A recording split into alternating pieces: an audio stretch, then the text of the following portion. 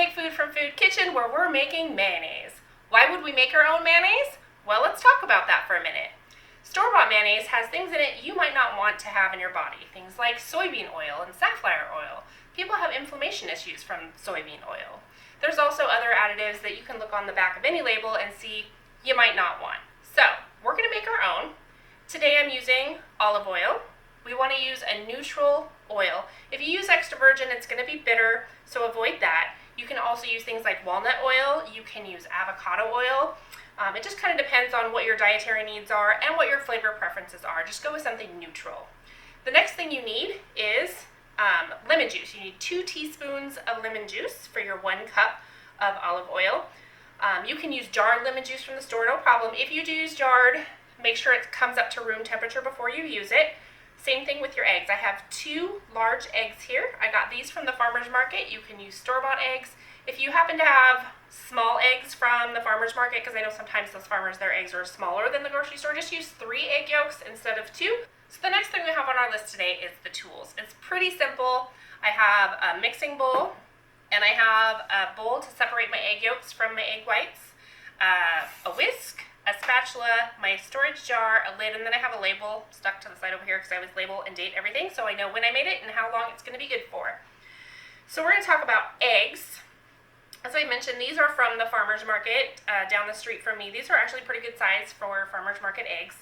I did pasteurize these. I pasteurized them for an hour and 15 minutes at 135 degrees. So why would I do that? Mayonnaise is an uncooked egg product, and you can get bacteria, salmonella, and things like that. And since I let them come up to room temperature, I just don't want to take that risk for my family. I've got a compromised immune system, and so I don't want to get sick because I have a harder time fighting it off. Now, you don't have to pasteurize them. It's really up to you. Just be aware of the risk of using raw eggs that are not pasteurized. So, again, that's your preference and your choice. Just be careful if you choose to not pasteurize them. I'd hate to see anybody get sick. So, step 1, we have to separate our eggs. So I have this is just for my fingers because it's going to get messy and dirty. I'm going to crack it on the side till I feel it break. And I'm going to get my egg whites in one bowl. And I'm going to use the shell as my friend here. I'm just going to put my thumb, kind of let me show you, like this, so that the whites fall out. And when I think I've done that enough, I'm going to take it over to the other shell and just kind of get some of that thicker part to flop over to the top. And you just do the best you can to get the whites out of there. And once you've done that, you just plop your yolk into your bowl, like so. So that's one way to do it. The other way you can do it is to break your egg into your hand, like so. And the yolk will stay in your hand as long as you don't break it, and the whites will fall through. Just like this. And I think that's probably good. So I'm going to plop that in there. And it doesn't matter if they break. Like when I put the first one in there, broke, totally fine. You're going to break them anyway. So I'm going to rinse my hands really quick. Get rid of these eggshells. So these egg whites, you do not need to throw them away. If you don't want to, you can add them to scrambled eggs, to a baking dish, whatever you want to use your egg whites for. Just put a lid on it and put it in the fridge.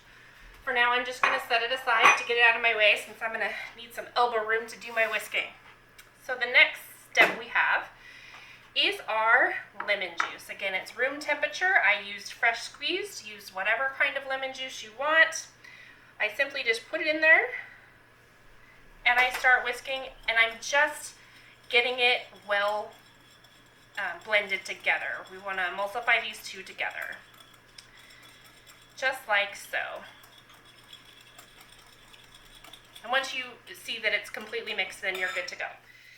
So this next part, you can use a whisk and do it by hand, and I'm doing it this way to show you it can be done, and it doesn't take 10 years to do it. You can also use one of the little hand mixers. I've done that. That's one of my favorite ways to do it. It takes maybe 25% of the time to do it that way. So that's one method, but either way, you have to start off slow by adding just a few drops of your olive oil or your avocado oil, whatever kind of oil you use. And you're going to whisk it together. And what you want, and you're going to see it thicken. And once it starts to thicken, And by the way, I'm using a high-sided bowl because you're gonna whisk a lot. And if you use a low-sided bowl, there's a good chance it's gonna go flying out of the bowl, especially if you're using an electric mixer. So it's starting to thicken up a little bit, and you can mix it sideways or circle it, however you need to do it to get that job done. So I've got it going, and so I'm just gonna keep adding a little bit at a time in the beginning. And once I have a nice thick mixture with about 50-50 on the ratio of egg yolks and oil, then I'm gonna start slowly drizzling it in as I stir. And this is where the arm workout begins, because it does take some time, but it doesn't have to be hard.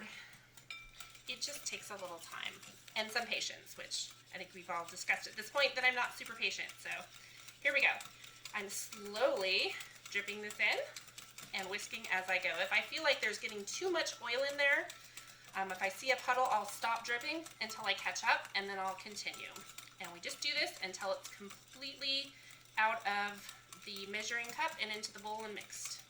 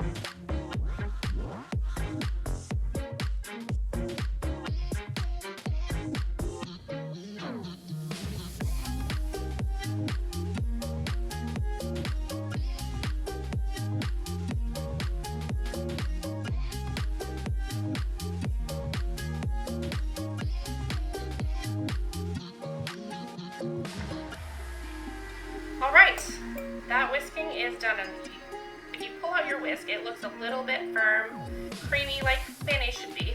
So let's take a second now, before we go any further and add our other ingredients, and talk about the color of this. If you notice, it's much more yellow than what you would buy at the store. They whisk air into it, which is what gives it that white color. There's also another additive that's not so great for you that they add, depending on the company, to make it white. Mine is fairly yellow because I used farmer's eggs instead of commercially produced eggs. The yolk is richer, it's got more color, so my mayonnaise is gonna be a little more yellow than what you might be used to. So, now that that's done, we're ready to season our mayo. I couldn't think of the word for it for a second. I don't know why that happened. Okay, so your mustard content is up to you by taste. I kind of go by how it looks because I've done this enough times to know about how this should look. And so I'm going to start there. What I had in there was about a generous tablespoon. And that actually, what I've just put in there is pretty close. So I'm just going to go ahead and pop this in here and call it good for me, because I know that's what I like in there. For you, if it's your first time, I suggest starting small and then just adding a little bit at a time. Get a little spoon and just taste it as you go.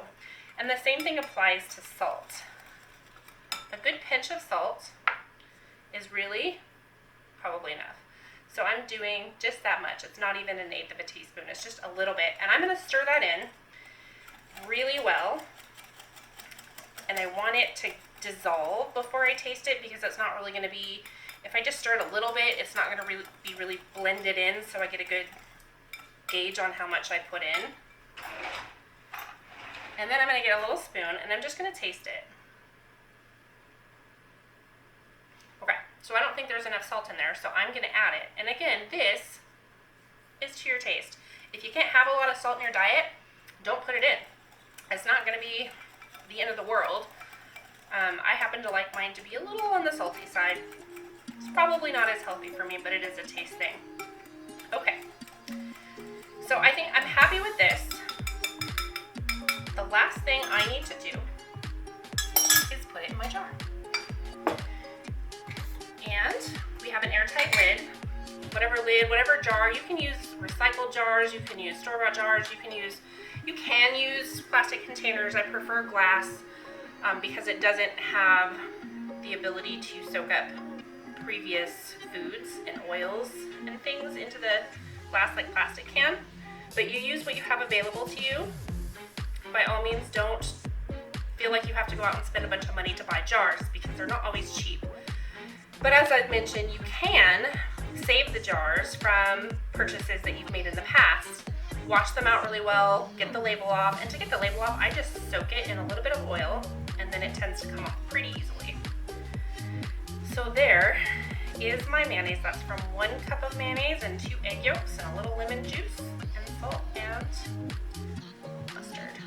There we go. So that is ready to go into my fridge, and this should last you up to a month in your fridge. Keep it cold. Don't let it sit outside. Even if you pasteurize the eggs, it's still raw eggs. So let's talk for a minute about what can you do with your mayonnaise besides make a sandwich or egg salad, which, by the way, egg salad is still chicken salad if you really think about it, because the eggs come from the chicken or chicken comes from the eggs. I don't remember. Anyway, so we use in our house, mayonnaise is the base for our ranch dressing. It's the base for our blue cheese dressing. We go through, I would say, a 2-cup batch, so twice this much, in about 2 to 3 weeks, because we use it for so many things in our dressings and sandwiches and whatnot. It's very versatile. You can use it for other sauce bases. So be creative. Make as much as you need. I make double this for my family at one time because it's a lot of work, even if you're using an electric blender. So a couple other things I want to mention. If you don't want to use lemons, you can also use vinegar, which we have shown you how to make. Link for that video in the description. And that comes down to a matter of taste. If you like the more citrusy, use the lemon. If you like the vinegar flavor, use the vinegar. It's really up to you. It'll do the same thing, it just is a matter of taste with a lot of the ingredients that I've used. So feel free to make it your own. If you liked today's episode, please hit the like button. If you enjoy this sort of content, please consider subscribing to our channel. For notifications, hit the bell. As always, our recipes and ingredients are listed down below in the descriptions. If you'd like to suggest an episode, please do so down in the comments below. As always, from our kitchen to yours, let's make food from food.